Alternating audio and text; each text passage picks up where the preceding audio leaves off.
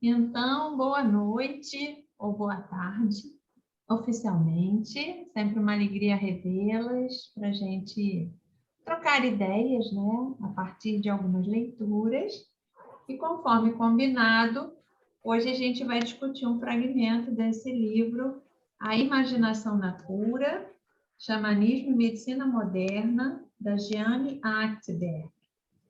Então, eu enviei um trecho, né, do livro para vocês, e tem algumas pérolas que estão nesse livro que não estavam nos trechos, no trecho que eu identifiquei, né, como sendo o objeto da nossa discussão hoje, que eu coloquei aqui, só para a gente degustar. Eu criei um arquivo com alguns trechos, poucos, que estão fora desse período aí, da página 9 a 25, se eu não me engano, né? Mas que eu vou mostrando oportunamente. Então, como de praxe, está aberta aqui a sala. Algumas pessoas, né, conseguem ler, outras não, mas está tudo certo. A partir do que a gente vai conversando, até quem não leu vai podendo contribuir, né, a partir das ressonâncias do nosso diálogo. Então, minha gente, o que vocês acharam desse pedaço aí? Como é que isso bateu em vocês? Fala, Yara. De cara, eu acho assim, a introdução é riquíssima, né? Se fosse ver, eu marquei praticamente tudo, não vou nem ler, mas todo mundo acho que está com o texto, o que ele fala, o que é imaginação, né? O que ela provoca na gente, envolvendo todos os sentidos, né? O que ela invoca, que é um mecanismo de comunicação também, né? A imagem mental que a gente cria, tal, né? E o papel-chave que ela desenvolve em momentos críticos da vida. E ele vai coloca até exemplos assim de magia, né? Que usa os ossos, não sei o quê, que a pessoa se influencia pelo que ela acredita que aquilo está acontecendo com ela. Então, a imaginação é muito boa, ele vai, no decorrer do texto, mostrar assim como pode ser feito tratamentos de cura através da imaginação, mas que ela também pode derrubar se a pessoa não souber usar essa imaginação de uma forma assim ruim, né? Imaginar coisas ruins, é assim, como gatilho, né, para coisas ruins. Yara, então vamos fazer pequenas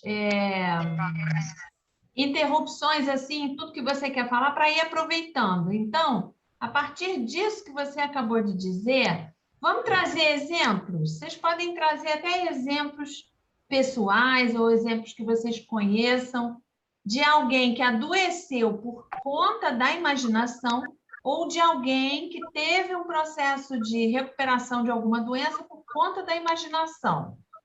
Fala, Maria Luísa. Vamos só exemplificar, depois a gente volta em você, porque você tem essa característica, né, de trazer muita contribuição, mas para a gente aproveitar essa contribuição, vamos oxigenando com exemplo. Então, deixa a Maria Luísa trazer, depois você traz o teu exemplo. Vai lá, Maria Luísa. Não, um exemplo assim, exatamente concreto, eu não tenho para dar. Uma história de alguém que eu conheça que tenha ou adoecido ou se curado. Então, assim, eu só me lembro muito do filme do Patty Adams, O Amor é Contagioso, como que é importante, como que ela coloca as coisas importantes que vão trazer essa imaginação. E eu vi um vídeo uma vez na internet, acho que era um PDF, alguma coisa, de uma pessoa que eu vi uma gota de sangue pingando, pingando, pingando, eu não lembro mais aonde, não sei se alguém ouviu. E a pessoa achou que estava doente, que estava morrendo, que o sangue dela estava indo embora. Por causa dela ter criado para si própria, uma imaginação, igual ela disse, você pode criar para o bem ou pode criar para o mal também. Depende de qual energia você vai se colocar vibrando para você incorporar aquilo, internalizar aquilo e trazer aquilo até para o seu próprio bem-estar. Né? Eu não conheço exatamente, já ouvi dizer assim, coisas, mas não prováveis. E nesse filme, no Patch Adams, é incrível como é que é visível, como que ele consegue se comunicar com as pessoas e trazer um novo estado de ser. Então, acho que isso que é importante.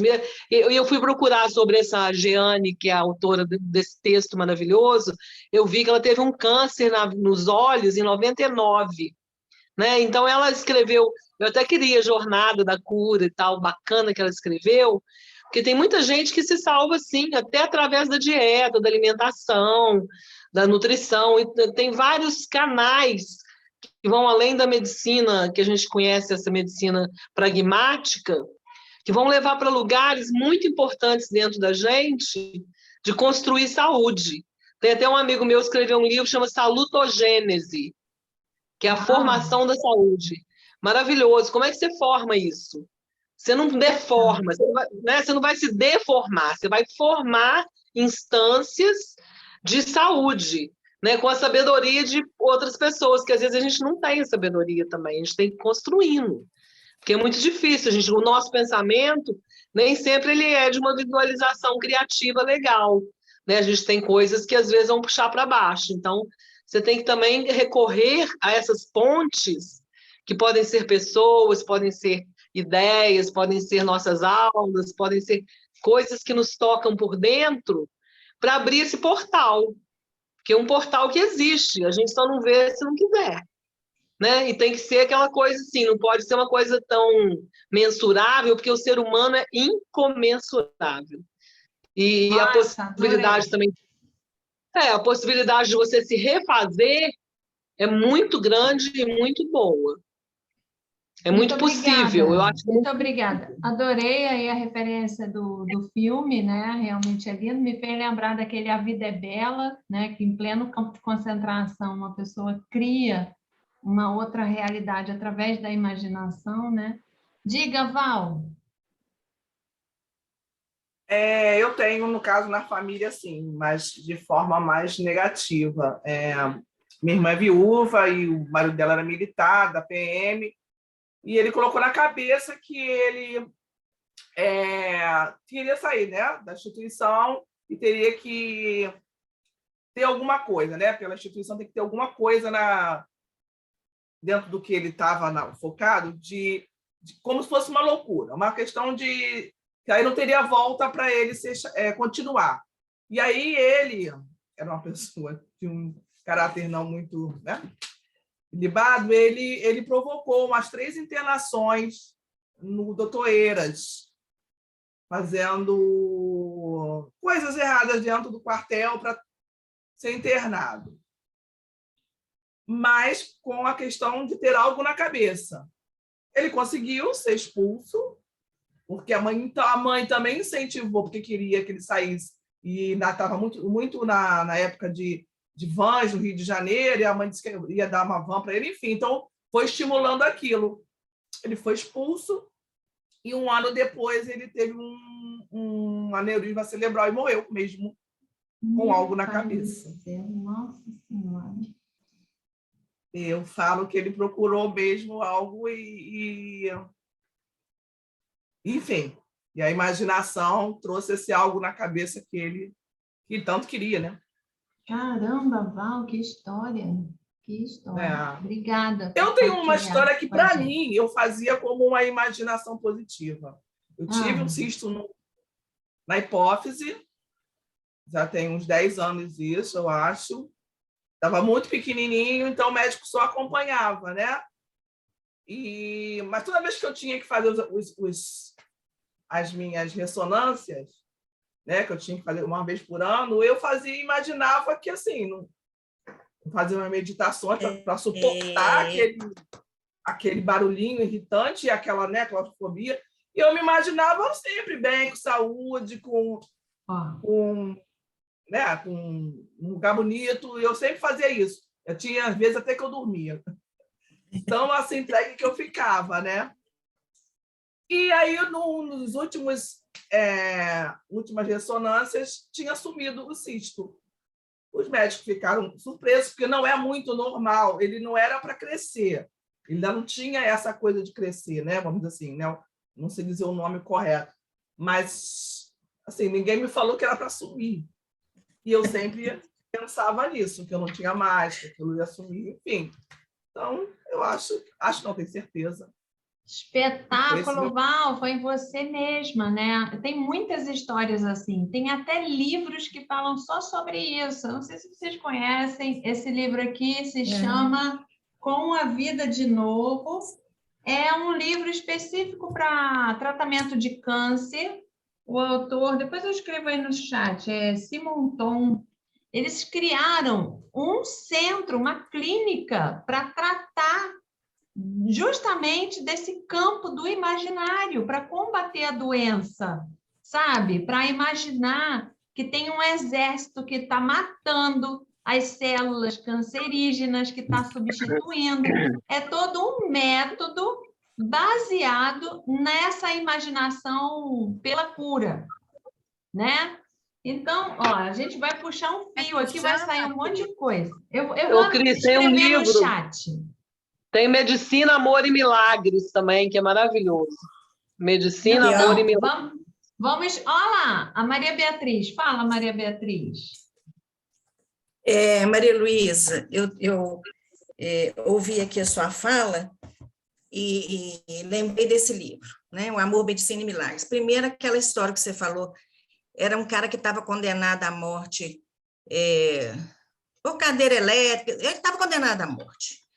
E aí eles colocaram ele numa maca e puseram aqui um garrote, como se estivesse, né, fazendo um exame de sangue e tal, e falaram com ele que o sangue dele ia pingar até ele morrer, e puseram um balde pingando água. E ele realmente morreu porque ele acreditou que o sangue dele estava sendo drenado, né? E nesse livro Amor, Medicina e Milagres, ele fala isso. Né? Assim, por exemplo, enquanto o cara estava acreditando que o remédio que ele estava tomando estava curando, ele teve bons resultados. E aí, quando ele viu no jornal uma notícia de que aquele remédio não era bom, em 6 meses ele morreu do câncer. Então, a imaginação no sentido de como você lida com as imagens mentais. E aí tem esse outro livro aqui, ó, Visualização Criativa, da Shakti Gavin, que é exatamente essa técnica que o Simonton usa com a Vida de Novo, né? E com a Vida de Novo, ele até fala, por exemplo, não use imagens tais, né? Porque você cria como se fosse um arquétipo no seu inconsciente, né? Que em vez de favorecer, desfavorece. E o exemplo que eu queria dar é o meu mesmo, né? Eu falei aqui naquela sessão que eu fiz com você, Cris, que eu tive melanoma, né, há 12 anos atrás, e eu usei em mim tudo que eu aprendi nessas técnicas. Então, por exemplo, eu não olhava os exames de imagem, onde estavam os tumores e os tamanhos dos tumores, para não fixar essa imagem na minha mente. E aí, Val, ninguém falou com você que você podia curar, você falou para você, né? Então, assim, eu fiz um exame, eu fiz um tratamento super agressivo, porque meu caso era bem grave, né? E eu usei tudo que eu sabia dentro dessas técnicas da psicologia transpessoal, da visualização, usei tudo que eu sabia a meu favor, entendeu? E eu tenho uma irmã que falava comigo sempre assim, não foca na doença, foca na saúde. Então, em vez de eu preocupar com os tumores, eu falava, olha, eu tenho olhos, né, que enxergam, pernas que se movem, tal, isso, daquilo, entendeu? Exatamente para levar a mente para um outro polo, né? É nisso que eu acredito, é com isso que eu trabalho. E hoje, todas as nacionais trabalham com a questão da cocriação, que o que você acredita na sua mente e sente como verdade é o que vai acontecer, porque, portanto, está tudo certo. Se você acredita que vai dar certo, vai dar certo. Se você acredita que não vai dar certo, não dá certo. Eu já vi, Val, também uma pessoa que fala, você podia ter um câncer, né? E teve, entendeu? Então, assim, é claro que também eu fiz, assim, uma retrospectiva, já falei disso naquela entrevista, né? Das mágoas que eu acumulei, né? Dos sofrimentos que eu né? Coloquei para dentro de mim e achava que era isso, ficar naquela vítima sofredora. Então, gente, meu exemplo sou eu mesma. E todas essas informações que estão disponíveis, né? Então, eu assim, achei o texto muito bom, sabe? Eu não imprimi ainda, mas vou imprimir, que eu gostei demais. E é isso, gente. Muito obrigada, Maria Beatriz. Parabéns, né, por essa tua história. E é uma comprovação do que a gente está. É o nosso campo de trabalho, né, minha gente? A gente trabalha com a imaginação. Então, eu tenho uma amiga que o marido dela, ele é americano, lá nos Estados Unidos. Ele teve um câncer, esqueci, no testículo. Mas ele ficou tão impactado com a morte da cunhada dele, que morreu de leucemia subitamente, ele não se submeteu à quimioterapia, à radioterapia, a nada, e está indo bem. Não tem, assim, comorbidade, entendeu? Então, a força da mente é muito, né? Uhum. E as imagens, né, gente? E as imagens que a gente alimenta, porque você faz uma tela mental, com aquela imagem que você projeta, você está lançando isso, né, no universo. Deixa eu Na hora aproveitar materializa. essa fala da Maria Beatriz e partilhar um trecho desse livro que não está na página, que não está nesse trecho aí que eu identifiquei, está na página 75 do livro, e ele diz assim: quanto ao tema da imaginação, Paracelso teria declarado o seguinte. Só um pouquinho. O homem é uma oficina de trabalho visível e invisível. A oficina visível é seu corpo. A invisível é a imaginação, a mente. O poder da imaginação é um grande fator na medicina. Pode causar doenças e pode curá-las. Os males do corpo podem ser curados por meio de remédios físicos ou pelo poder do espírito que age através da alma. E aí eu acho interessante, né? Esse livro foi uma sugestão que eu dei, porque tem muitas ressonâncias entre o trabalho do xamã e o trabalho de quem prepara todo um campo para alimentar a imaginação. Então, eu quero voltar para a Yara, que ela disse que tinha um exemplo disso, né? Também dela. Você quer partilhar, Yara? Ou vamos seguindo? Na verdade, não é um exemplo meu, mas é real, né? Com a clínica que tem na USP, de um genoma humano, e eles tratam com muitas pessoas com doenças autoimunes, doenças, assim, degenerativas, né? E até esse livro do Dr. Jorge Forbes fala sobre essas experiências, porque ali, apesar de ser uma clínica do genoma, eles chamaram um tratamento psicanalista para poder ver o que acontecia, né, com as pessoas, porque muitas vezes elas se entregavam à doença, né? O livro chama Você Sofre para Não Sofrer. E ele fala aqui a doença, o RC, não é nada com o Roberto Carlos, é assim, a resignação e a compaixão, porque o paciente, quando ele sabe, ele está tudo bem, ele chegou lá, né, vai fazer uma análise, não é que está tudo bem, mas vai fazer, verificar o que ele tem, tal, quando dá o diagnóstico, que é uma doença degenerativa, que não tem cura, tal, ele começa a entrar numa prostração, e ele se resigna e não quer, assim, ter uma outra atitude. E a família entra numa compaixão negativa, com peninha, sabe? Então, tudo isso precisa ser trabalhado tanto com o paciente como com a família, porque a pessoa se entrega, né? Então, em vez de ajudar, aquela compaixão, ela acaba piorando a situação. E mais um exemplo que eu ia dar, pessoas próximas minhas, a questão do desemprego, principalmente para homem.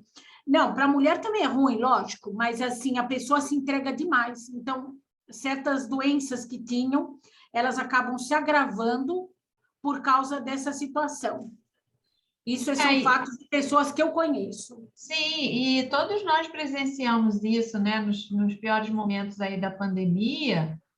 Quanta gente que estava adoecendo não era de Covid, não, era de medo, né? Eram as imagens que automaticamente a gente desenvolvia, né, de estar desamparado no hospital, de não ter oxigênio. Então, a nossa imaginação é muito fértil, infelizmente, para o pior, não é?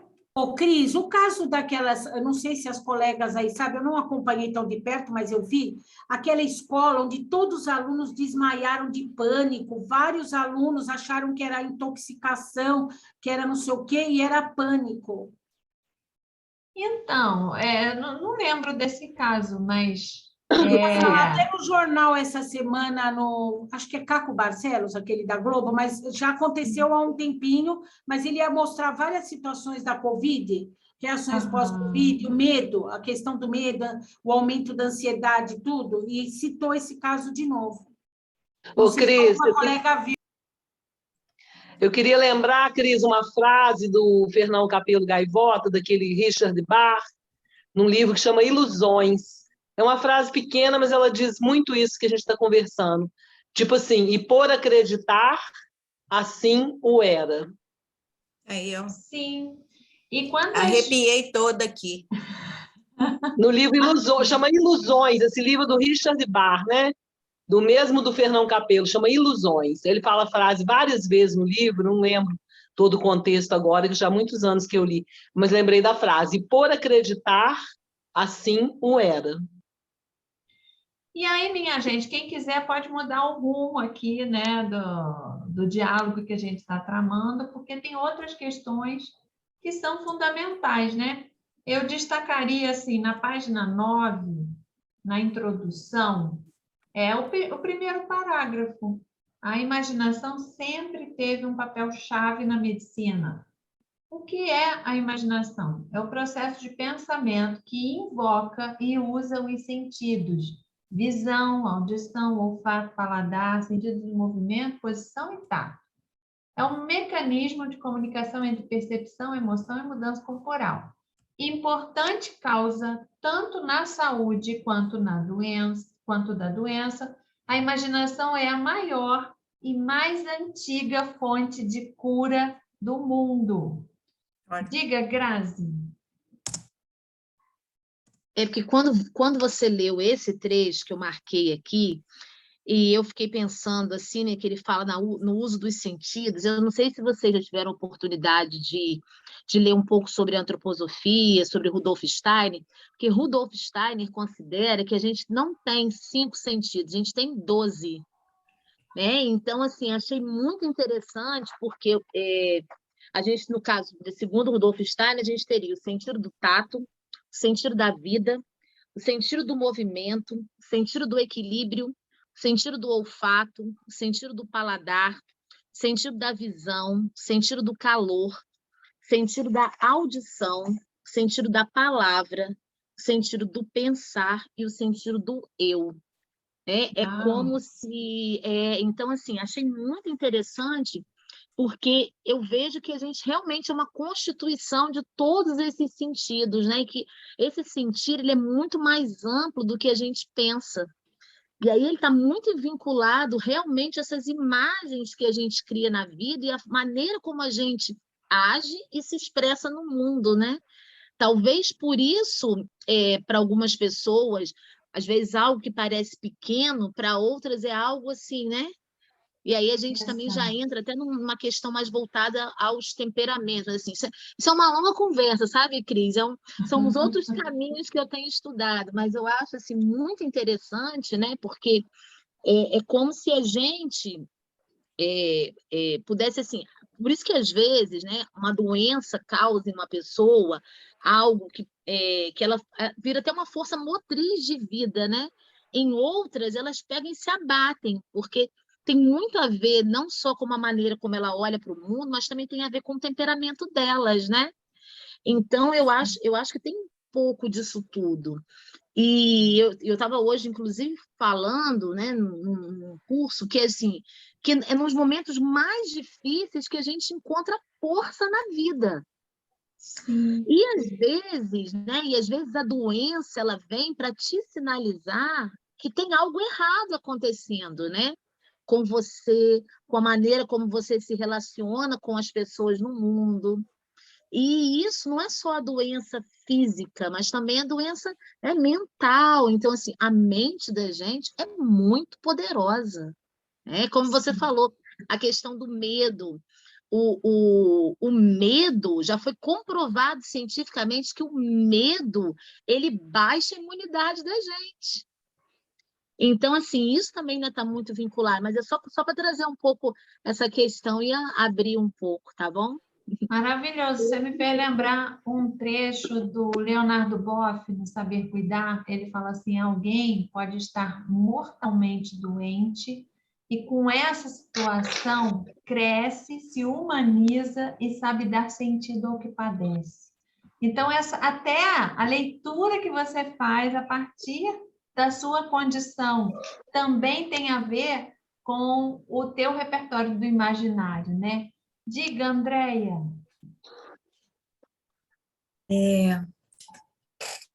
Eu tenho mania de simplificar as coisas, mas a neurociência fala tudo isso que já foi dito, de que a gente tem um cérebro que é bobinho, ele não deixa nada sem resposta.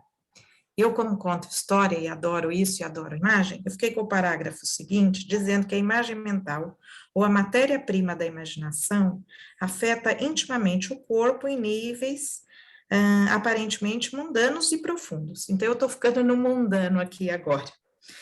Mas ele fala da memória do cheiro, disso e daquilo. Então, quando a gente constrói uma imagem, ou quando a gente está contando uma história, a gente vai criando essa imagem, mas cada um cria de um jeito. Então, quando eu estou fazendo uma contação de história, e eu vou pedir uma coisa muito simples para cada uma de vocês agora, é assim: abre a gaveta e pega um tirili-bubum. O que é? Nenhum cérebro vai ficar sem resposta. Alguns vão para a hora sonora e vão falar, é um sino que ela está pedindo. O outro vai dizer que é um livro, o outro vai dizer que é uma almofada, mas nenhum vai deixar de construir ou imaginar alguma coisa. Então, o exemplo da neurolinguística fala assim, alguém já mastigou um papel alumínio? A gente sente o ranger dos dentes. E eu não pus papel alumínio na boca de ninguém. Mas todos vocês imaginaram esse papel, já construíram, e olha a velocidade de que a gente é capaz de ter asco de alguma coisa que não está acontecendo. Então, eu só queria exercitar essa brincadeira para comprovar aqui de que todo mundo pode fazer a mesma coisa, tanto para a cura, uma coisa bem mais profunda, claro, a visualização e tudo mais, mas para o dia a dia, e aí vou encerrar com uma pequena história. Tinha um office boy que queria ir para o Japão, então disseram para ele, senta no mapa do Japão e diga, já estou no Japão. Literalmente ele estava em cima do mapa. Mas você tem que se movimentar para isso. Vai que acontece uma possibilidade, você tem que ter primeiro um passaporte, você tem que ter visto. Então, o dinheiro que ele ganhava, ele se empenhou em tirar o passaporte, tirar visto e tudo mais, e trabalhava numa empresa japonesa. Pois não passou muito tempo ele com essa visualização, ele mentalizando em cima de um mapa do Japão, um dos diretores não pôde ir, e ele foi para o Japão, porque ele tinha se preparado para isso, acreditando de que ele estava no Japão. Quem me falou isso foi um dos diretores da Toyota numa palestra, ele era o office boy. Então eu acredito nessas histórias. Que maravilha. Muito bom. E eu gostaria... Sim. Mas, na verdade, assim, é importante, só porque a Andréia falou uma coisa que eu me lembrei, porque, na verdade, Andréia, o nosso cérebro, ele não consegue distinguir o que é imaginação do que é real. Então, por exemplo, se você, de repente, quer dizer alguma coisa para alguém e você não diz, né, para aquela pessoa, se você imaginar que está dizendo para ela, ele entende que você disse, está tudo feito, né? Então, é muito bom da gente, inclusive, resolver muitas coisas, porque o cérebro, ele tem esse poder de pensar que o que é imaginação é real, né? Então, a pessoa já vai se preparando e o cérebro já vai entendendo que aquilo de fato está acontecendo. É muito bom. Ô, Cris, eu queria comentar sobre uma frase que fala assim: o corpo não mente, o corpo não tem segredos, no texto. E aí eu achei muito bacana isso, porque a fisiologia da gente é uma coisa muito expressiva, né? Você falou em medo, como é seu nome? Falou da antroposofia, né? Então, assim, o corpo da gente... Graziela. Como? Graziela. Graziela. Então, o corpo da gente não mente. Então, a fisiologia, o medo, quando a pupila dilata, a boca seca, o coração descompassa, dá vontade de fazer xixi, você sua na axila, né? Sua e dá um branco na memória. Tudo isso é uma coisa que vem do sistema nervoso, né? Do parasimpático, é do autônomo. Ele é tão autônomo que ele sozinho faz isso porque a gente está com medo. Então, o medo é que leva a gente a isso, né? A fuga, constrói um fenômeno corporal, né? Quando você vai fazer exame de motorista, por exemplo, todo mundo te fala que você vai ser reprovado. Então, você já vai com aquela mentalidade. Então, chega lá, o que acontece? Quem já passou por isso deve lembrar. Você vai fazer as coisas em desacordo com o sucesso, com a certeza que vai dar certo. Então, a gente é muito construído para coisa ruim e não para coisa boa. A gente se deixa levar por isso. Então, essa parte fisiológica, a gente tem que coordenar isso, modular com a nossa fisiologia, para a gente poder também ter esse comando, né? Transcender essas coisas, porque o medo é amigo também. Ele também te avisa do perigo. Mas também a gente precisa de ter essa noção corporal para você não sucumbir. Porque senão você vai para o nível de estresse, que o próprio estresse mesmo Maria é isso Luísa, aí. obrigada. Deixa eu dar um exemplo que eu fiquei de queixo caído. Já tem muitos anos participando de um congresso de psicologia. Tinha uma pessoa que participava da minha mesa e que ela era psicóloga de atletas de circo. E ela queria falar especificamente quando eles se machucam, porque eles se machucam muito, né? E aí, quando eles estão acamados, seja pelo que for, ela faz um trabalho com eles de fazer o treino pela imaginação. Então, se eles são de saltar, eles saltam pela imaginação. O corpo não pode se mover, mas a imaginação pode. E ela mostrando, né, era o trabalho que ela estava apresentando, o quanto que, findo o período de resguardo, né, onde esses atletas poderiam voltar aos exercícios, o cérebro não distingue o que é ficção e o que é realidade. Então, o tempo de retomar todo o vigor físico é muito menor do que com aqueles atletas em que esse trabalho não é realizado. Eu fiquei de queixo caído. E os próprios atletas estavam lá junto com ela, dando o seu próprio testemunho. Então, esse é um exemplo, né, do quanto que a imaginação ela pode te levar para a doença e ela pode também te levar para a cura. São muitos os exemplos. Mas eu gostaria de destacar agora, gente, o papel do xamã, né? Porque o xamã, ele tem esse papel do curandeiro, ele é um médico ancestral, mas ele tem um olhar diferenciado do nosso médico aqui, né? Então, na página 18, tem assim, o que é o xamanismo?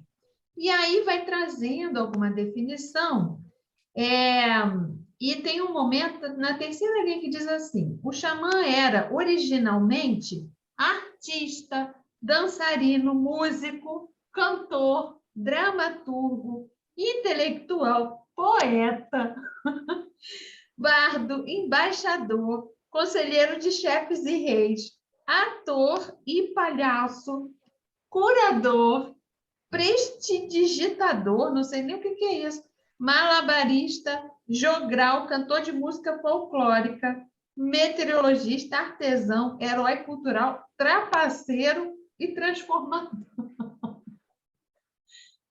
Então, né, tem essa coisa do griot africano. Não sei se vocês já ouviram essa expressão, né, se tem intimidade com ela. Não é simplesmente um contador de histórias. Ele é uma criatura que tem múltiplas habilidades e que ele exerce um papel de manutenção da saúde coletiva das pessoas, né? Então, uma referência que eu tenho é aquele Sotigui Koyaté, por causa do livro do Isaac Bernard, que é um grande diretor de teatro, professor, né? E que acompanhou esse griot africano, escreveu um livro, Encontros com o Griot Africano, e vai dizendo isso. É uma pessoa que cuida das histórias para que o povo não esqueça de quem é.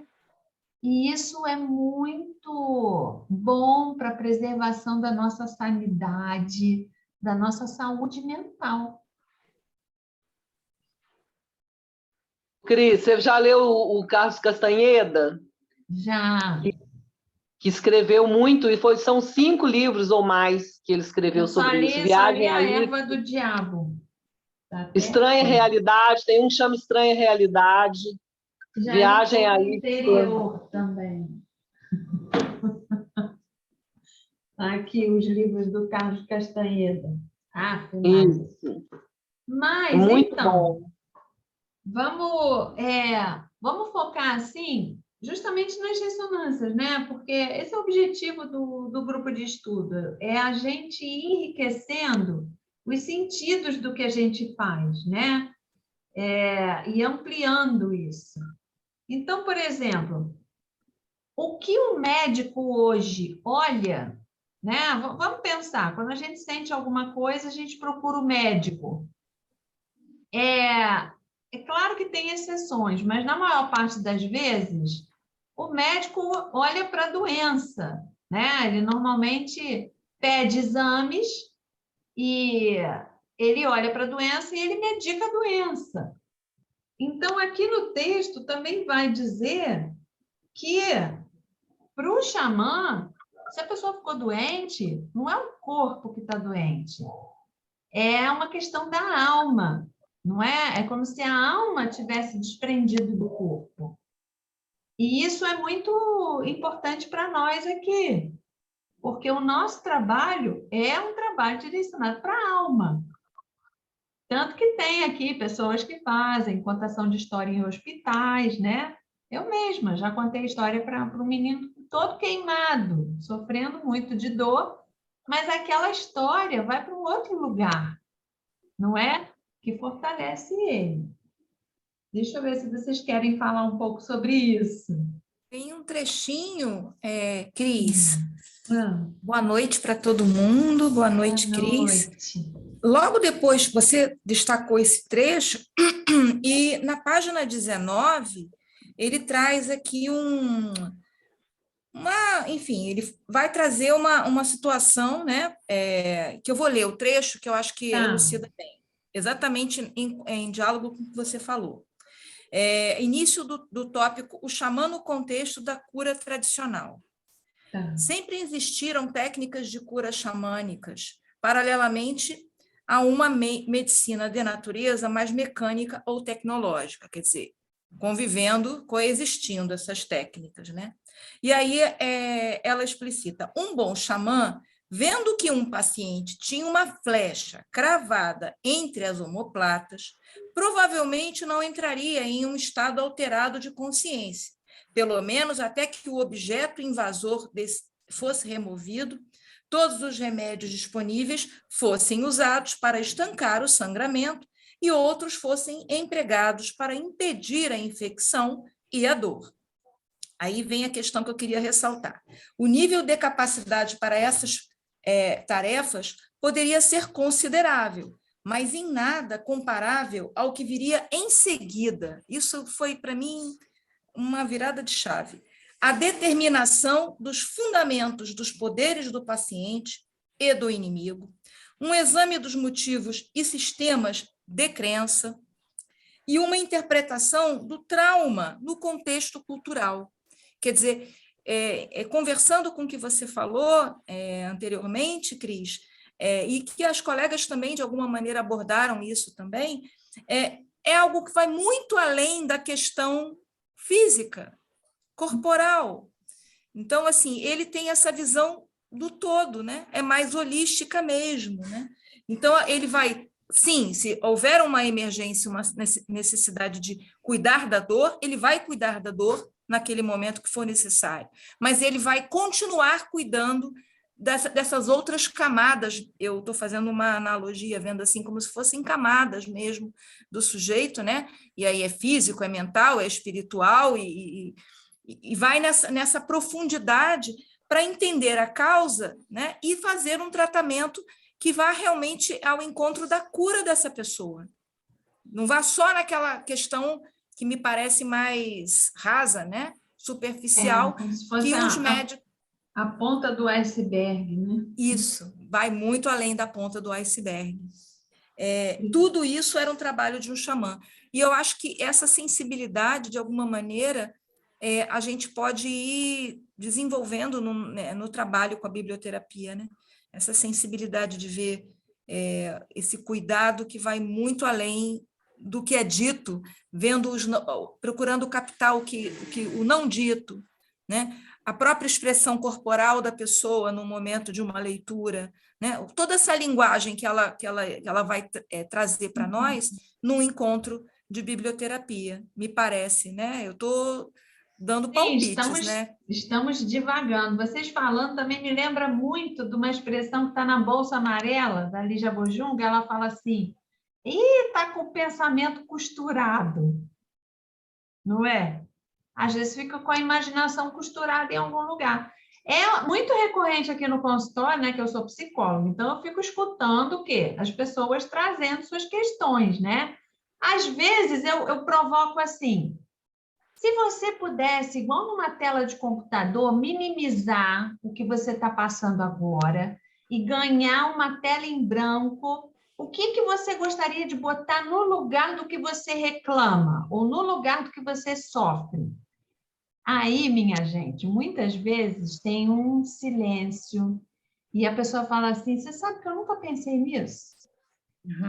Então, você está vendo como é que a gente pode alimentar o que a gente não quer quando o pensamento fica costurado naquilo? Vê como o nosso trabalho, nesse sentido, né? O próprio Aknan, no livro Biblioterapia, ele diz assim, que a depressão é uma amputação de futuro. Como assim? Pode ser que a pessoa só esteja enxergando uma saída, que para ela é insuportável. Então, ela deprime, é para fugir. Então, do ponto de vista da biblioterapia, a gente precisa ampliar esse repertório, né? Mostrar outras saídas, outras lógicas, pelo menos espreitar possibilidades, né? E para isso o diálogo é fundamental. O alimento, né, pela literatura, que é o nosso instrumento, é fundamental. Mas vamos lá, deixa eu escutar vocês. Vai Maria Beatriz, depois Maria Luísa, Cristina, Val, tem bastante gente. Yara, que bom, gosto. Vai, Maria Beatriz. Eu queria só colocar aqui, né, dentro da linha que a gente estava antes da sua fala, da interferência da mente no físico, existe um estudo chamado a biologia da crença, né? Que mostra como que os pensamentos e as crenças que você assimila durante a vida, elas interferem. A gente achava que isso era transmitido pelo DNA, né? Mas isso era absorvido pela membrana da célula. E hoje, Marcela, eu tinha separado esse mesmo trecho aí, porque hoje todas as linhas de trabalho na psicologia vão nesse sentido de desconstruir crenças, né? Ou de reprogramar crenças, né? E aí, Cris, todo o tempo que você fala, eu estava aqui pensando que,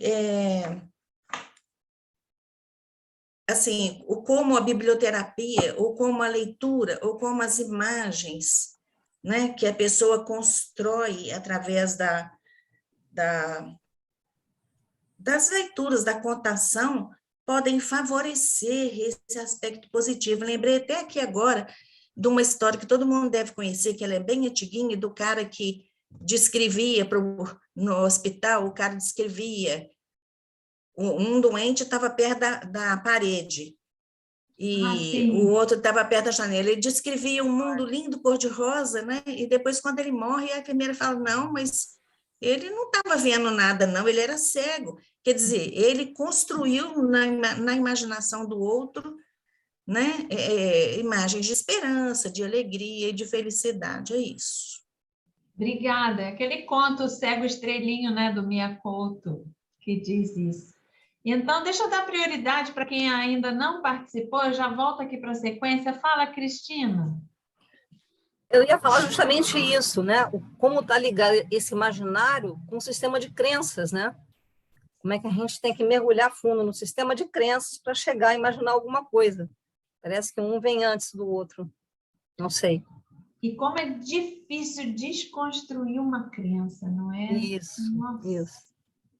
E, assim, uma ideia também que eu tive foi com relação ao filme que eu vi ontem, acho que é Carta para o Meu Filho, uma mulher com câncer terminal, com um filhinho muito pequeno. E ela nem saía mais do hospital, porque não tinha tempo, já estava na morfina.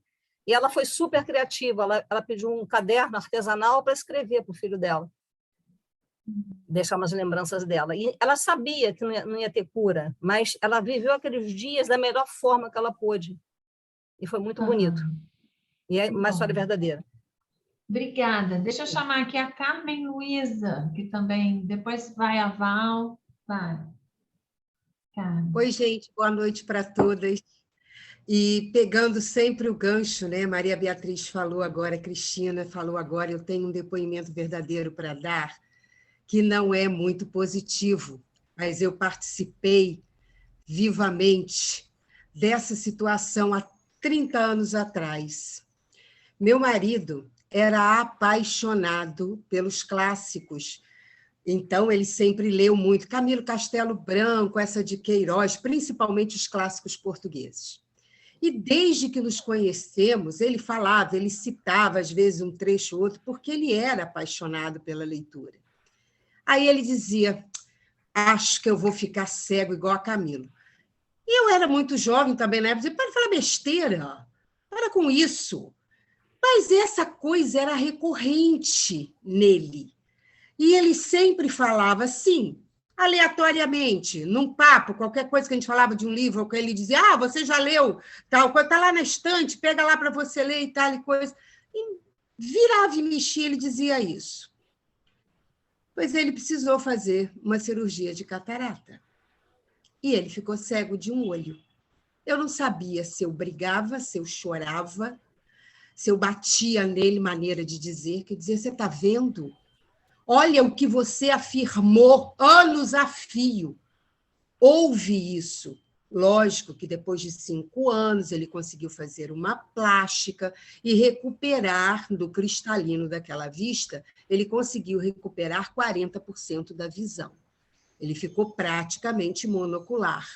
Mas eu vivi essa situação. Então, mesmo sem ter ainda nenhuma bagagem de conhecimento de nada relativo à literatura, à importância da nossa imaginação, de como isso nos move e nos constitui, eu só tinha para mim a certeza de que, se a gente fica firmando pensamentos negativos, eles podem, sim, acabar se realizando, mesmo que seja independente da nossa vontade, porque foi uma cirurgia.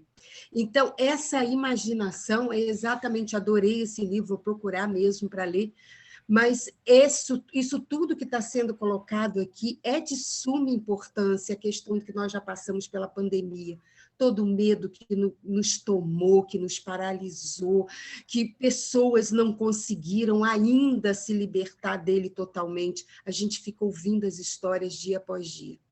É isso, gente. Obrigada, Carmen. E é isso, né? Quanta gente que deixou de assistir os noticiários, né? Você sabe outra prática que acaba com a gente? Por exemplo, a gente pega um exame, vê um nome de alguma coisa e bota no Google. A gente morre só de ler aquilo tudo, porque a gente já começa a sentir, né? Tinha um filme, uma comédia com aquele cara, Jerry Lewis, que tudo que ia dizendo ele ia sentindo, a gente faz mais ou menos a mesma coisa, né? Fala, Val. Você me fez me lembrar uma amiga que eu tenho, gente, que é demais. Realmente, ela é assim, tudo que você diz, ela também tem. Enfim, sabe o que eu queria ressaltar, Cris? Quando você falou, né, no texto que você leu, eu não cheguei lá, não consegui chegar, né? Página 18, né? Que fala de tudo que o xamã é. Né? Várias coisas que tem, inclusive trapaceira, achei ótimo isso. E a versatilidade e a abertura que tem que ter esse xamã, né? Porque ele é um ser humano que cuida da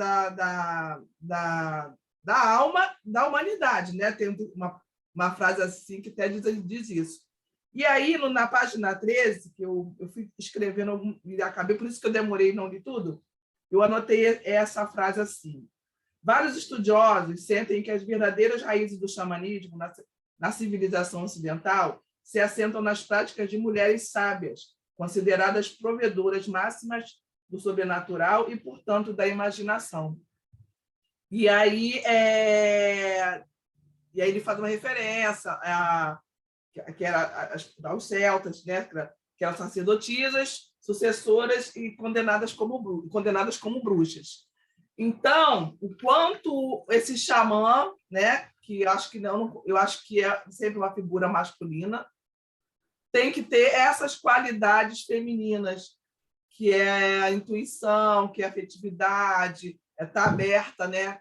Tá aberto para essa relação que diz lá na frente que é transpessoal, né?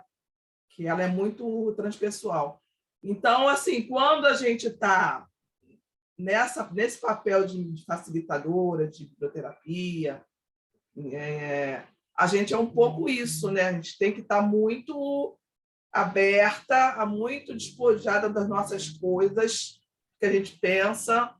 A gente tem que estar muito conectado com a fala do outro, ou para retomar uma fala, ou para interromper uma fala, ou para trazer um trecho do texto outra vez. Uma vez eu estava até discutindo com umas amigas, né, que fazem estudo também, biblioterapia, que tanto você como professor e a Carla às vezes falou assim: para ser biblioterapeuta tem que gostar, basta gostar de ler, tem que amar a literatura. Eu acho que tem que ser sim, mas tem muitas coisas a partir daí que a gente tem que pensar bastante quando a gente quer entrar nessa função de mediadora, porque é uma energia muito forte, é uma responsabilidade muito grande, e ter essa coisa, né, desse momento, na hora ali do encontro, de estar aberto, e como um xamã, para ver essa alma do outro e ver o que tem, como é que você pode, de uma certa forma, dar ali alguma coisa que vai curar aquela alma, né? Mas acho sabe que começa nas qual coisas, né? Ô, Val, sabe qual é o fator que faz uma grande diferença? É as pessoas confiarem em você. Isso tanto vale para o xamã quanto para o médico. A gente só segue o médico que diz o que a gente quer ouvir. É verdade. É verdade. Se a gente não confiar no médico, o processo não acontece. Se a gente não confiar em quem está conduzindo a roda, a pessoa não volta nunca mais. É verdade. Isso é muito subjetivo. O que faz alguém confiar ou não confiar em você? Deixa fluir. É aquela frase do Ziraldo, né? Tem gente que vai te amar pelo que você é, tem gente que vai te odiar pelo mesmo motivo. Então, vá aprendendo que é para não sofrer muito. A gente fica se batendo, o que eu fiz de errado? Não, é assim, são questões subjetivas, né? Então, mas isso é importante. Deixa eu pegar, tem um trecho que está fora dessas páginas e que vai falar dessa questão da confiança. Espera aí, deixa eu botar aqui. Isso que você está falando é importante não, eu estou sentindo isso. Eu estou um tempinho sem fazer encontro por conta de mudanças na minha vida. E as pessoas que vêm sempre já estão aqui. Quando é que é? Quando vai acontecer? Tá vendo? Eu falo, gente, eu posso indicar outras amigas. Não, vamos esperar você, a gente quer você. Então, acho que tem muito isso mesmo, né? Olha aqui. Dessa confiança. Esse que eu estou falando está lá na página 98 e 99. Ó. Oile, que eu já não sei quem é, diz o seguinte: toda cura é mágica. Há um denominador comum entre o índio e o curador ocidental: a confiança, tanto do paciente quanto do curador. Ambos devem acreditar na magia, caso contrário, ela não funcionará. Sabe o que é mais interessante? Se você confiar plenamente que o que você está fazendo é muito bom, as pessoas vão acreditar em você. Se você tiver na dúvida, elas não vão acreditar em você. Não é isso? Eu percebo isso porque eu participo de outros encontros, até mesmo que eu resolvi sair da terapia individual e faço várias terapias com a biblioterapia com pessoas. Eu gosto do texto, do tema, eu vou participar. Eu acho que essa construção coletiva ajuda muito. E eu sinto isso, às vezes, como a gente está um pouco mais envolvido, você está falando, né? Às vezes a pessoa está muito insegura atrás. A gente vê assim, meu Deus do céu, pessoas que a gente conhece, que tem um conteúdo, que está assim, se formando, mas está com aquela insegurança e passa isso realmente. Mas também acho que se não fizer isso, a gente não consegue ir pegando traquejo, né? Como é que se conquista essa confiança? É fazendo. Por isso que eu acho lindo quando eu vejo umas participando das rodas das outras, né? Recentemente eu fui na roda da Rosângela, a Maria Beatriz está, olha lá, confiança da esperança, está mostrando alguma coisa ali. Então, é isso, para a gente alcançar esse nível de confiança, a gente tem que ir fazendo, e tem que ir aprendendo, e tem que ir continuando. Ninguém nasce já com autoconfiança. A gente precisa uns dos outros. E pelo contrário, né, gente? A gente nasce num sistema capitalista que interessa que você se sinta inseguro, porque inseguro você tem que comprar mais coisa, né? Você tem que comprar mais curso, você tem que se preparar melhor. Só que você pode fazer tudo isso e se você não associar com uma prática amorosa que vai aprendendo com ela, você nunca vai chegar nesse estágio, né? Então, é uma construção. Então, por isso que eu sempre falo, façam experiências entre vocês, né? E eu vejo isso acontecendo. E é lindo isso. Também fico super feliz de ver brotando um monte de grupo de estudos, né? É isso mesmo. A gente tem que exercitar essa autonomia dessa nossa curiosidade, desse nosso estudo. Os pequenos grupos são importantes, né? A gente está aqui com 17 pessoas. Só uma meia dúzia está falando. E as demais? Eu tenho certeza que está correndo um monte de coisa aí na cabeça. Num pequeno grupo, aumentaria a possibilidade de falar, de ser ouvida e de se ouvir, que também é importante, né? Então, a gente está falando de confiança, conquista de confiança. E é isso, ó. A André escreveu aí, Val, adorei a comparação com o xamã em inúmeros pontos da leitura.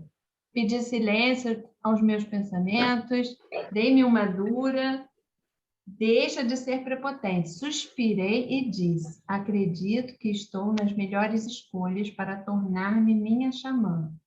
Tenho a chama do desejo, os pés na ação do caminhante, a fé de quem tem o poder. É isso, a gente vai fazendo aos poucos e o possível. É engraçado que eu fiz o curso de constelação, né? E dá um medo danado da gente começar a ser consteladora, porque a gente sabe que vai mexer com umas forças que a gente não sabe se vai dar conta, né? E eu sempre lembro da minha professora falando, começa logo, porque vocês vão errar muito no início. E é errando que vai aprendendo. É errando que você vai ficando cascuda, vai ficando mais confiante, depois você vai perdendo o medo de errar. Obrigada. Então... Cris. Fala, Maria Luísa. Não pode falar, depois eu falo. Não, fala você que depois eu passo a bola para a Yara. Não, eu queria falar sobre quem viu o filme 100 Dias Contatar. Alguém assistiu o filme? Ela era tia-bisavó dele e ele cuidou dela. Ele é um ator, é um documentário, né? Não é um filme, é um caso verdadeiro. E é incrível como é que essas coisas são contagiantes. E a Tatá, no tempo da pandemia, ela virou uma blogueira e todo mundo ouvia a Tatá e interagia com a Tatá e ela tocava profundamente as pessoas. Então, quando eu estava lendo sobre a autora desse texto que a gente estudou hoje, está estudando hoje, aí falou de coisas muito importantes: atenção, amor, confiança, esperança, fé e outras facetas invisíveis que para essa medicina atual, né? Para essa... Eu nem li, não estou conseguindo ler, que perderam sua importância. Então, atenção, amor, confiança, esperança, fé e outras facetas invisíveis que perderam sua importância. Então, eu achei isso muito legal. E depois eu queria falar um negócio também de um curador espírita. E eu acho que se der oportunidade ainda na aula, eu falo depois. Tá bom, obrigada, Maria Luísa. Yara? A gente, às vezes, as colegas estão falando, dá uma vontade de entrar junto, né? Porque daí o assunto já dá uma desviada, né? Mas o que eu marquei aqui, que me chama atenção na biblioterapia, né? Na página 12, quando fala assim: esse livro é a história da minha busca em espirais em torno da ideia da imaginação como agente da cura, tecida nos fios da metáfora, que eu acho que é o que nós trabalhamos, é um material nosso, né? Sim. Tocando o tempo e, de novo, primando da consciência como um fato da vida humana, porque é parte da vida humana a metáfora, e essa questão da espiral que ela fala, que eu acho que aí entra até a questão dos livros infanto-juvenis, como tem gente que diz assim: eu gostava quando era criança, hoje não gosto mais, né? Como se, por exemplo, eu tomava suco de laranja quando era criança, hoje eu tomo vinho, não tomo mais. A vida é um vai e volta. Aquela criança interior tem que estar viva e ela se manifestar no momento certo, né? Nós somos uma construção, mas a gente não abandona aquilo que nós temos dentro de nós. E eu queria citar, porque uma hora vocês falaram da questão do medo, de estar preso, que às vezes a gente fica parado, né, nos costumes que a gente tem, nos hábitos que nos amarram, né, tal. Eu sei que um momento surgiu essas conversas. E tem esse livro que eu adorei, que eu comprei, O Cão Alegre, é de uma coreana, olha, agora se eu falar errado, Ko Moon-young, é da Intrínseca.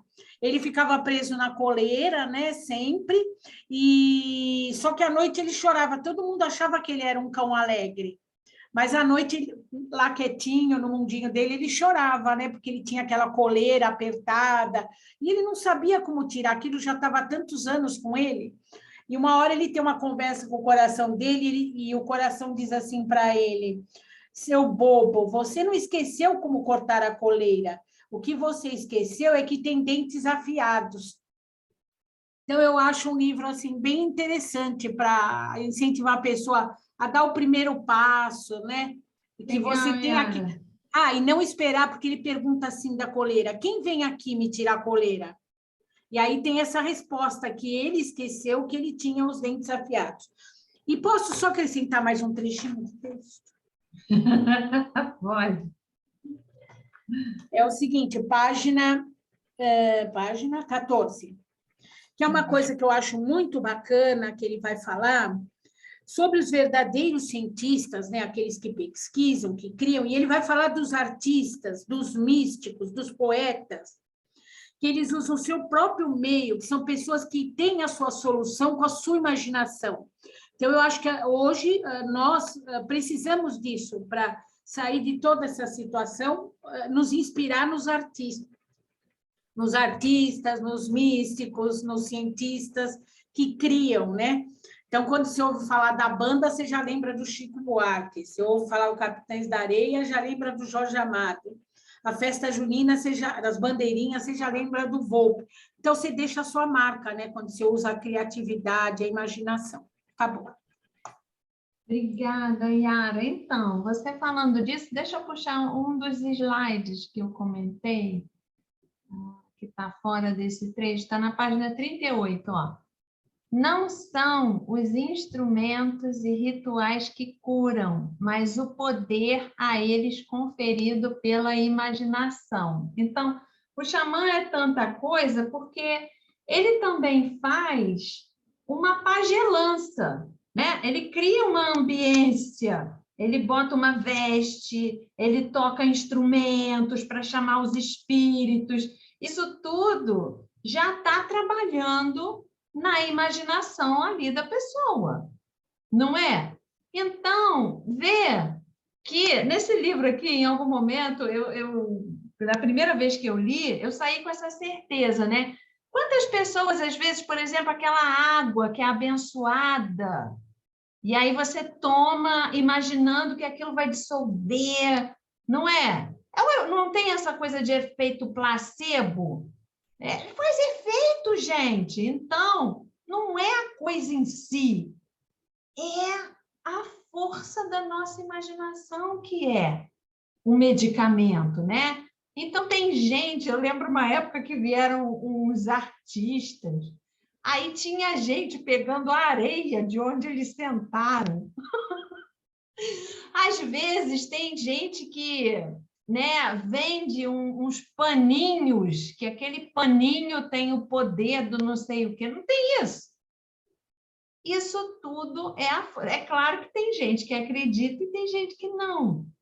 E para muita gente que acredita, ela consegue os efeitos terapêuticos, não é? Não teve lá o João de Deus? Vocês viram esse documentário também? Impressionante os relatos de cura, né? E depois aquilo tudo, né? Foi desmascarado, como ele tinha muita luz e muita sombra, né? Então, o quanto ele fazia coisas terríveis, né? Por debaixo dos panos, mas enfim. Mas tinha ali toda uma ambiência, porque você chegava, aquele monte de gente, aqueles cristais, aquele templo, aquilo tudo já compõe assim a crença que a tua cura está ali, que você vai receber aquele milagre, né? É claro que tem gente aqui que estuda mais a fundo neurociência, não é? Isso tudo está muito interligado. Essa questão das crenças.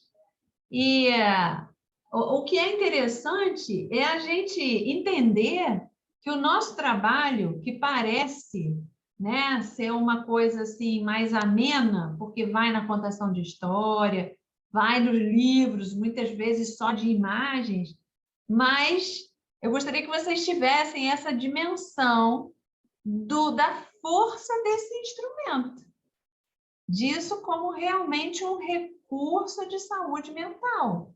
E, por exemplo, quem trabalha, né, junto a jovens, a cultura está sendo muito formada a partir das redes sociais, não é? Então, está faltando justamente essa nutrição de repertório para dar sustento a uma saúde mental. Não sei se eu estou falando besteira, se eu estou divagando demais. Deixa eu escutar a Grazi. Fala, Grazi. A partir até do que a Val falou, eu queria dizer assim, Val, o que nos aproxima do outro é o sentido de humanidade.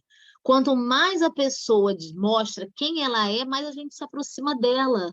Não é? Porque quando você vê alguém muito imbuído de muitas vaidades, isso acaba afastando, porque você quer se aproximar de quem é tão humano quanto você. E aí eu me lembrei de um trecho que está no livro da autora Ana Cláudia Quintana Arantes, A Morte é um Dia que Vale a Pena Viver, que ela cita assim: o mundo interior não tem grande potencial de transformação. O que tem esse potencial é o encontro verdadeiro com o outro. Porque de outro ser humano, talvez recebamos as chaves de algumas portas fechadas dentro de nós. Portas que guardam grandes revelações e segredos a nosso respeito. Eu posso ter a chave para abrir o seu coração. Posso ter a chave que abre o compartimento da raiva. Quando você me vê, só pensa no quanto sou insuportável. Assim, não é agradável me encontrar, porque você sente raiva. Da mesma forma, há pessoas que abrem espaços dentro de nós, revelando amor, paz, alegria. Todas essas emoções já habitam o nosso coração. Não posso lhe levar nada que você já não tenha. Né? E aí, trazendo para o livro, achei muito interessante na página 25, quando ele diz o que é saúde, né? Quando ele, não ela, né? Saúde é estar em harmonia com a visão de mundo. Isso. Saúde é uma percepção intuitiva do universo e de todos os seus habitantes como seres de um único estofo. Saúde é comunicar-se com animais, plantas, estrelas e minerais. É conhecer morte e vida e não ver entre elas diferença alguma. É misturar e fundir, procurando o isolamento e o companheirismo para compreender nossas múltiplas identidades.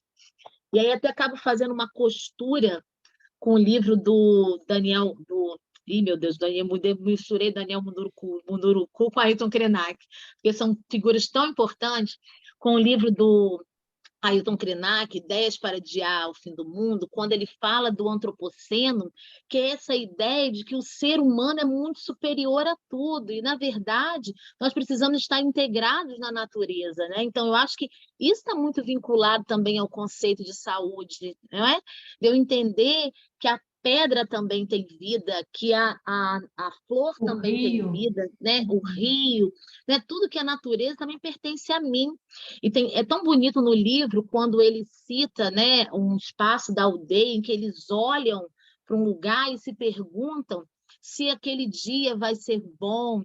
E aí ele cita assim, não, que a gente já sabe quando lá está de cara feia, o dia não vai ser bom, a gente não pode conversar com a montanha. Né? Então, como é bonito isso, e o ser humano também é assim, a gente também sabe quando não está num dia bom da outra pessoa, não é? Então, como é bonito quando a gente consegue chegar nesse lugar de se conectar com a alma de outra pessoa e não só aquilo que a pessoa traz na casca. A colega que falou, eu não me lembro o que foi que ela falou, mas quando ela me falou dessa coisa, né, da gente, das camadas, eu pensei no ser humano, né, quando a gente fala da questão da doença, da imaginação, da cura, como se a gente fosse uma cebola, né? E, às vezes, quando a gente olha só para a doença, a gente está pensando só na casca da cebola. E, na verdade, quando você olha para o ser humano de uma forma integrada, aí você vai tirando aquelas cebolas, né? Hoje, a medicina antroposófica já faz muito isso, que é de escutar quem é aquele ser humano, como ele se relaciona no mundo, para que possa trabalhar, né, e dar o melhor tratamento, não só um remédio, né? Um remédio físico, mas outras linhas de pensamento, de terapia, de cura, enfim. É isso, tá bom? É uma visão mais ampliada, né? Que bom, Isso. Graça. Obrigada. Diga, Mônica.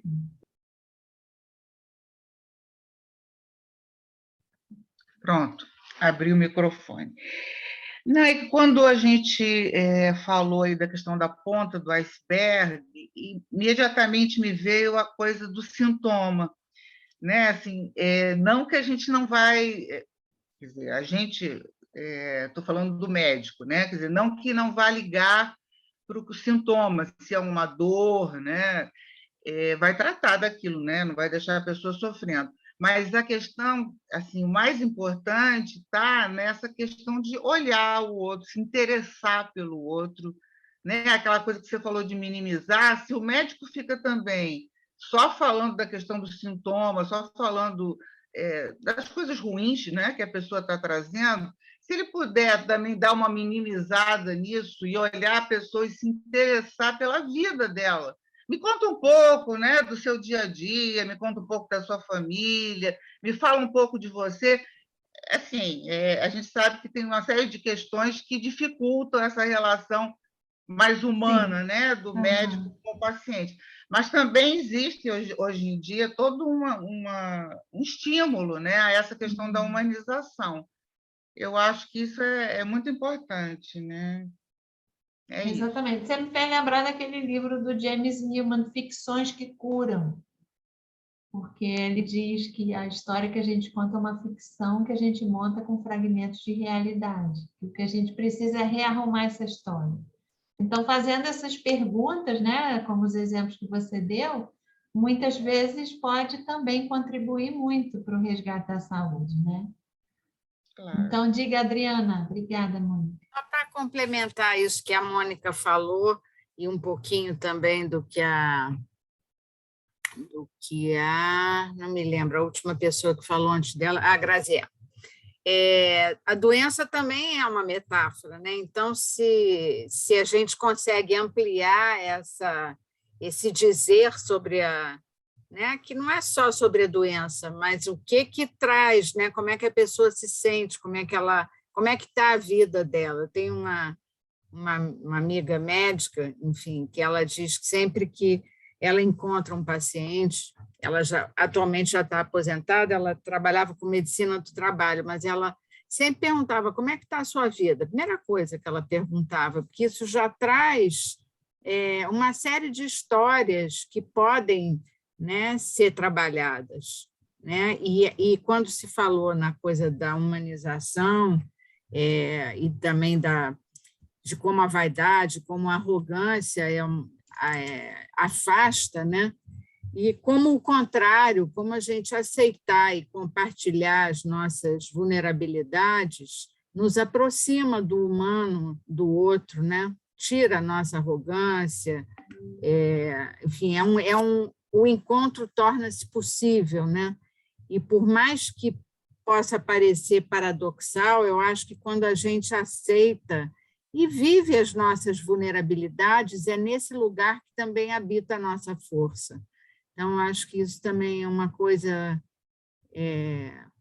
bacana e bonita da gente constatar e partilhar, né? A possibilidade desse encontro, que, ainda que seja um encontro de vulnerabilidades, é algo que ilumina a nossa força e a nossa capacidade de transformar a realidade. Que lindo! Que música para os ouvidos. Muito obrigada, Adriana. Diga, Lola. Ela diz também aí, logo no início, não lembro a página 10, não, tem uma hora que ela fala que a medicina da civilização ocidental tem muito conhecimento, mas pouca sensibilidade. Logo no início. E, assim, eu concordo, porque a medicina, essa, né, tradicional, é muito raro, pelo menos nas minhas experiências, encontrar médicos humanizados, não é? Com essa questão de plano de saúde, que eles têm que atender rápido para poder atender mais, normalmente pouco olham para você, mais receitando lá no computador, né? Então, infelizmente, ainda tem muito médico que está longe de ser humanizado. Infelizmente, claro que não são todos, lógico, não é? Mas falta muita sensibilidade ainda, porque, como você diz, no capitalismo, não é? Quanto mais atendimento, maior a renda, né? O lucro. É isso, infelizmente. Obrigada. É verdade. Então, deixa eu ver aqui. Está na nossa hora. Deixa eu só puxar mais na página e a gente já tira a foto do grupo e encerra, né? Então, algumas coisas aqui, olha. As pessoas estão morrendo do diagnóstico da doença e não da própria doença. Não é o diagnóstico que mata ou cura, mas as expectativas e as imagens que o acompanham. Essa aqui já foi lida, né? Então, acho que já foi tudo, né? Só alguns slides mesmo. Então, minha gente, o tempo passa rápido. Já estamos em julho, já praticamente é 19h30.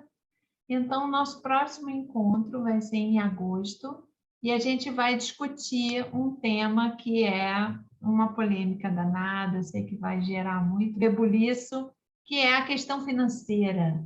Quanto é que eu cobro, a dificuldade que eu tenho, como é que não é.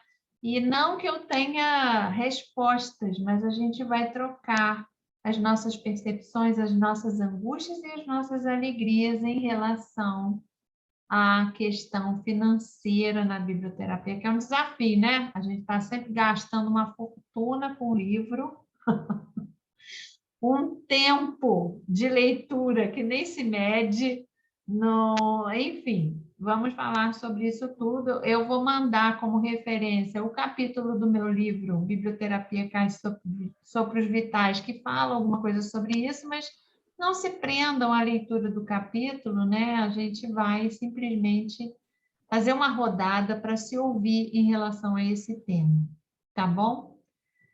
Vamos ver se a gente consegue essa força da rede, tanto para a gente ficar em vigília para algumas armadilhas, vamos dizer assim, quanto a gente começar também a ter mais confiança na hora de dar um valor do nosso trabalho, né? Vamos falar sobre isso, tá bom? Vamos tirar foto? Quem está com a câmera desligada, se quiser sair na foto, liga a câmera. Então, vamos lá, vou contar até 3. 1, 2, 3 e tcharam! Ah, Michele está aí, Sebastiana também.